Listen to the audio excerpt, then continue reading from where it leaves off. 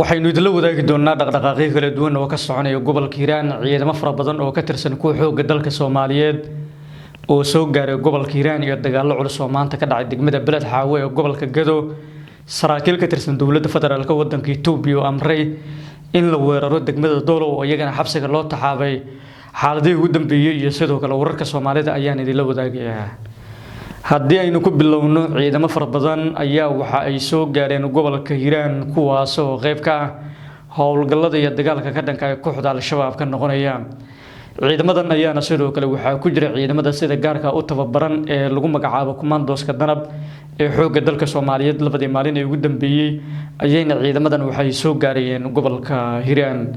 qorshe ugu weyn ayaana waxay tahay in dib loo bilaabo howlgallada iyo dagaalka ka dhanka ah kooxda Al-Shabaab ee laga fulinayo qaybo ka mid ah gobolka Hiiraan saraakiil ka tirsan ciidamada militariga Soomaaliya ayaana waxay la socdaan ciidamadani ujeedada ugu weyn ayaana waxay tahay in dib loo qabsado degmada Maxaas ee gobolka Hiiraan degmada Maxaas ayaana laba maalin kor waxaa la wareegay dagaalyahanno ka tirsan kooxda Al-Shabaab iyadoo sidoo kale haatan la qorsheynayo in gacanta dawladda dib loogu soo celiyo sidoo kale deegaano kale hoos taga degmada Maxaas ee gobolka Hiiraan ayaana waxaa gaaray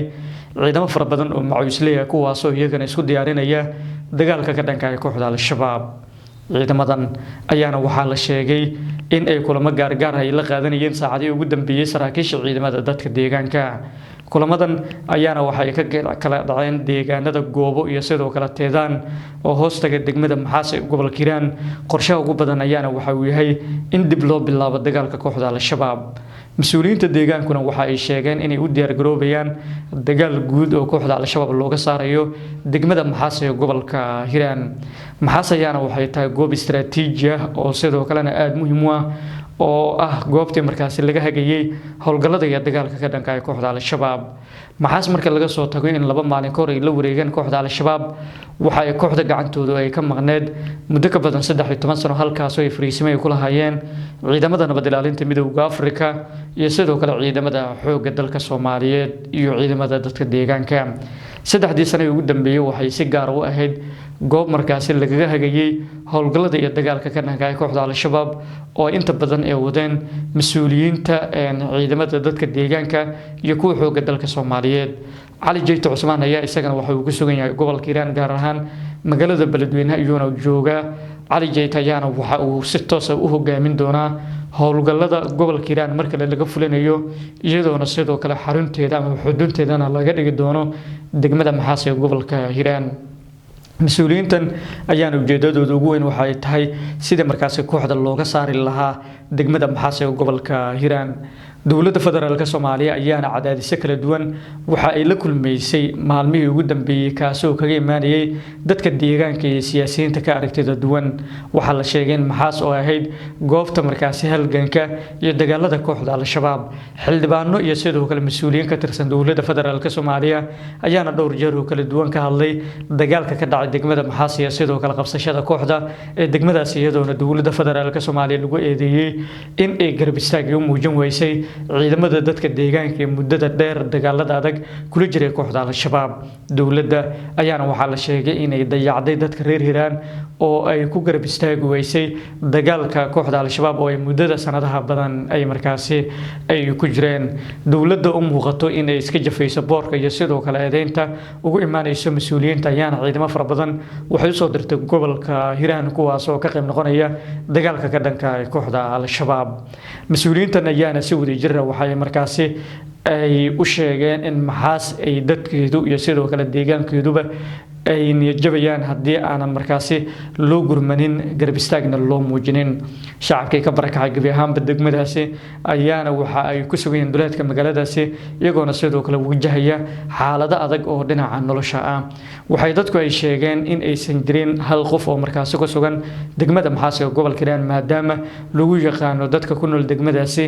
in ay yihiin dad si wadajir ah taageero iyo garab istaag u muujinayay saddexdii sano ugu dambeeyay dagaalka ka dhanka ah ee kooxda Al-Shabaab Cali Jayto Cusmaan ayaa isagana waxa uu kulamo kala duwan uu ka wadaa magaalada Beledweyne waxaana uu la kulmayaa saraakiisha ciidamada xoogga dalka Soomaaliyeed waxaana la dejinayaa istiraatiijiyad dhab ah oo dib loogu soo celinayo deegaanadii muhiimka ah ee kooxda Al-Shabaab ay horay ula wareegeen istiraatiijiyadan ayaana waxay tahay mid si aad loo qalabeeyay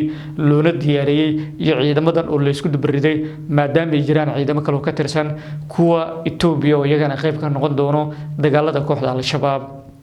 ciidamada Itoobiyaanka ayaana waxa ay iyagana markaasi maalmaha soo aadan ay u soo tallaabi doonaan gobolka Hiiraan si ay qayb uga noqdaan dagaalka ka dhanka ah kooxda Al-Shabaab hase yeeshee dagaalka ayaa haatan waxa si hogaamin doono ciidamada dadka deegaanka iyo kuwa xoogga dalka Soomaaliyeed inkastoo iyadana la soo horinayo in saraakiil Itoobiyaanna ay kala gaareen magaalooyinka Halgan iyo sidoo kale Beledweyne oo ay Itoobiyaanku ay fariisimo kala duwan ay ku leeyihiin waxaana la sheegay in Itoobiyaanku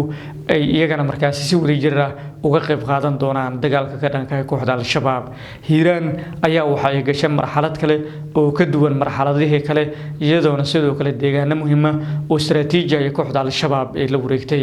durbaba dadka qaarkood ayaana qayladaan waxa ay ka muujinayaan tallaabadaasi oo dowladda federaalka Soomaaliya ayaana waxa loogu baaqayay in ay wax uun ka bedesho xaaladda siyaasadeed ee gobolka iyo in markaasi la taageero dadka reer Hiiraan haddii aan si degdeg ah tallaabadan looga jawaabin oo aan loo gurmanin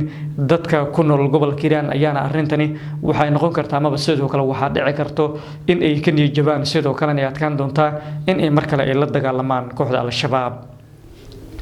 markana haddii aynu eegno dhinaca iyo gobolka Gado mid ka mid ah dagaaladii ugu cuslaa ayaa maanta waxa uu ka dhacay degmada Beled Xaawo ee gobolka Gado dagaaladan ayaana waxay u dhaxeeyeen ciidamada daraawiishta maamul goboleedka Jubbaland iyo sidoo kale kuwa xoogga dalka Soomaaliyeed waxaa la sheegay in ciidamada xoogga dalka Soomaaliyeed ee weerar culus ay ku qaadeen maanta goobihii ay markaasi ku sugnaayeen ciidamada daraawiishta maamul goboleedka Jubbaland maadaama ciidamadu ay heleen gurmadyo kala duwan sargaalka dhawaan ee dowladda federaalka Soomaaliya u magacaawday gobolka Gado ee lagu magacaabo Cabdirashiid Xasan Cabdinuur Janan oo ah taliyaha sugidda gobolkaasi ayaana waxa uu abaabulayaa dagaalka kooxda Al-Shabaab aan yiraahdo waa dagaalka kooxda ciidamada daraawiishta maamul goboleedka Jubbaland oo laga fulinayo magaaladaasi taliyahan ayaana sidoo kale waxa la sheegay in uu markaasi u diyaar garoobay dagaal guud oo markaasi laga fulinayo magaaladaasi iyadoona maanta mid kamid ah dagaaladii ugu cuslaa ee ka dhaceen magaalada Beled Xaawo ee gobolka Gado waxaana ka dhashay dagaaladani khasaare kala duwan oo isugu jira dhimasho dhaawac waxaa la sheegay in guulo waaweyn ee ciidamada xoogga dalka Soomaaliyeed ee maanta ay ka gaareen dagaaladii ka dhacay magaalada Beled Xaawo ee gobolka Gado iyadoona sidoo kale la sheegay in inta badan markaasi ciidamada daraawiishta maamul goboleedka Jubbaland laga qabsaday magaalada Beled Xaawo ee gobolka Gado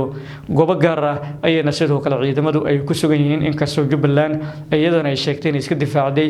weerarkii ka yimid dhinaca dowladda federaalka Soomaaliya hubkii ugu cuslaayana sidoo kale la isku adeegsaday maanta iyadoona shacabka qaarkood ay maalmihii ugu dambeeyay ka barakacayeen magaalada iyagoona sidoo kale ka cabsi qabo in ay saameyn ku yeelato xabadda iyo sidoo kale madaafiicdu ay dhinacyadu ay isweydaarsanayaan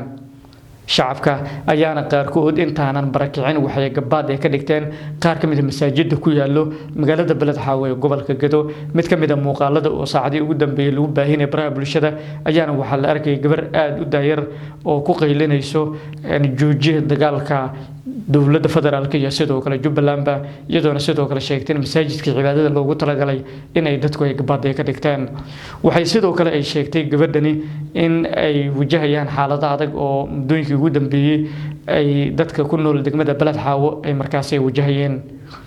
waxaa la sheegay in dowladda federaalka Soomaaliya ay ka go'an tahay qorshe guud oo la xiriira in ay mar-uun meesha ka saarto Cabdirashiid Janan ayaana sidoo kale qorshahani loo wakiishay sidoo kalena waxaa laga doonayaa inuu meesha uu ka saaro maamul goboleedka Jubbaland ayaana sidoo kale mas'uuliyintoodu iyagana waxay iska difaacayaan dagaalka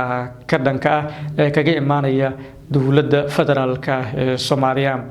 dhinaca kalena Beled Xaawo wararka naga soo gaaray ayaa waxay sheegayaan in saraakiil Itoobiyaan